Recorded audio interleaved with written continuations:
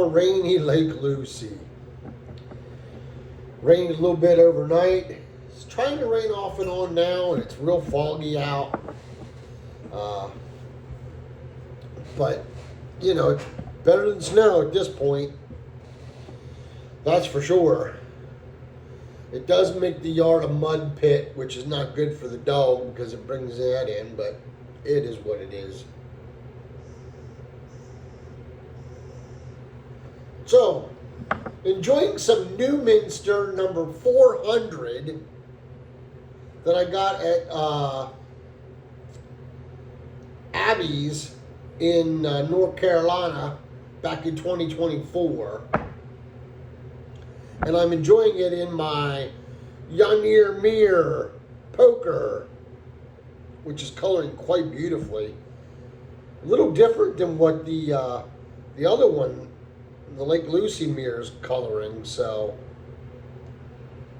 but yeah, that's, I don't know what that is. Huh? Is that tobacco on there? I picked something up off the table.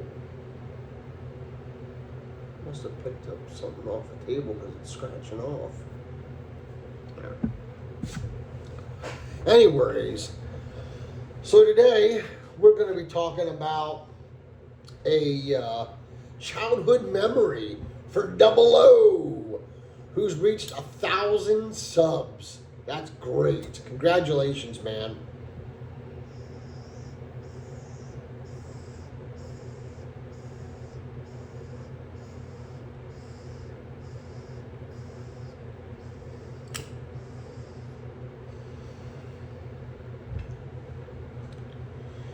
Congratulations. So,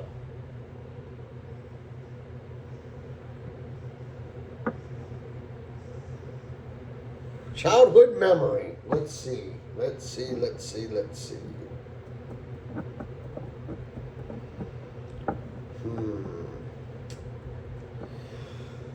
Well, I'm going to share one that's kind of a little emotional, but it's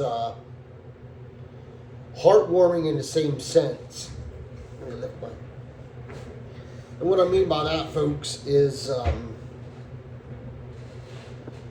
as some of you know, that my daddy passed away when I was 7 years old. So I really don't have very many memories of my daddy, but I do have some, and that I can remember anyway. And so we lived in a cemetery at one point. We were the caretakers for the cemetery.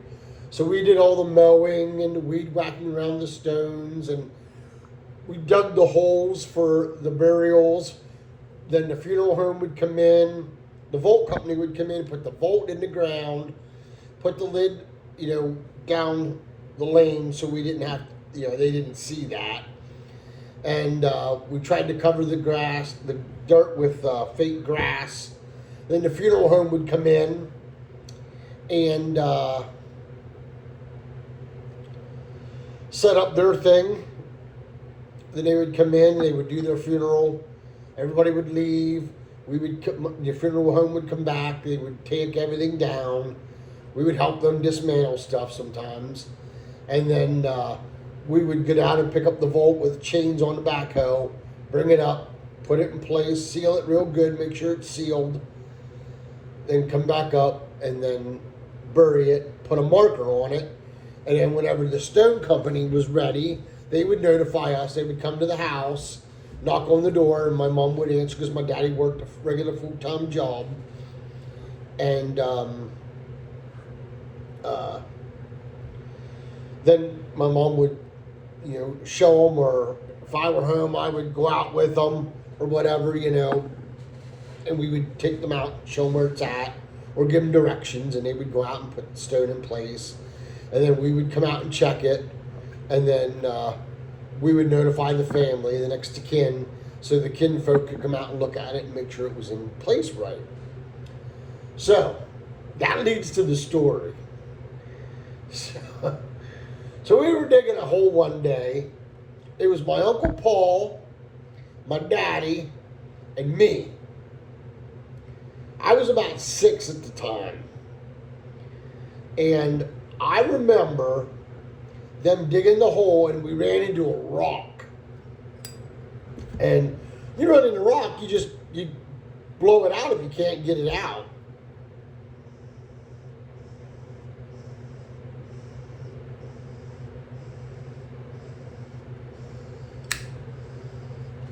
You get down there with a digging bar and try to hit it with a digging bar and stuff like that. You know, try to hit it 2 ways, one from the top and one down in the hole, and hitting it from the side or the bottom if you could, depending on where the rock was. And we just couldn't get it. So we had some dynamite, like I think it was like not even half cent, I think it was like quarter sticks of dynamite that we would use. And we would drill holes in the ground or in the rock and then put the dynamite in it, light it, run like crazy. And well, we did that. And I remember, because I remember the one fond memory I have is always hiding behind another person's stone when the explosion was, so we didn't get hit with any debris. And I always, looking back at it now, it's kind of humorous that you know, we did that. And so we blew it out. It was all good. Uncle Paul gets back in the hole, starts with the digging bar, trying to get the rest of it out so we can get a smooth, you know, able to put the volt in easily, because there was still some jabbing out. And he didn't realize it, but when he hit one spot and then turned around and hit the other parts of it, an arm from the other lot next to it, the plot next to it, it turned out that plot was super old, and it wasn't a casket. It was like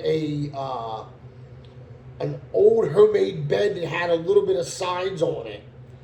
And that's what they used to put them in the ground with, way back in the day. So, Uncle Paul turned around and there was like a little bit of an arm hanging out the hole. And my Uncle Paul screamed and jumped out of that hole in a hurry.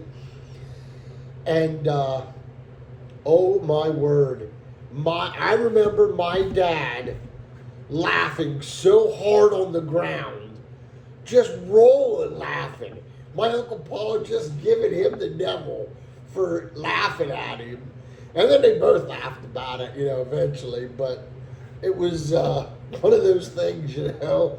It was funny because I remember that happening. And it was, it was quite interesting. So it was. I had an interesting childhood. My dad's family owned a farm, and my mama's family owned a farm, which they both owned the properties still to this day.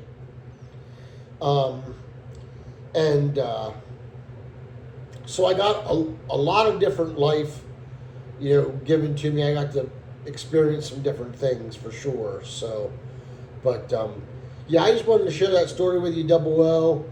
I hope you appreciated it. I think it's funny because it was humorous. It was great. Should have been there. You know what I mean? Should have been there. I wish I could go back in time and watch it again just to see, you know, my daddy and I together. As you know, I would just love to see my daddy and I together again. So, but yeah, I miss him. I miss my daddy dearly. There's no doubt. I don't talk about it much. I kind of keep that buried. But yep. Wow. What a great memory, though. All right, guys. Hope you appreciated it. Until we can get together and pack a pipe or smoke that great cigar, let all that you do be done in love. Y'all take care and God bless. This has been a Porter production.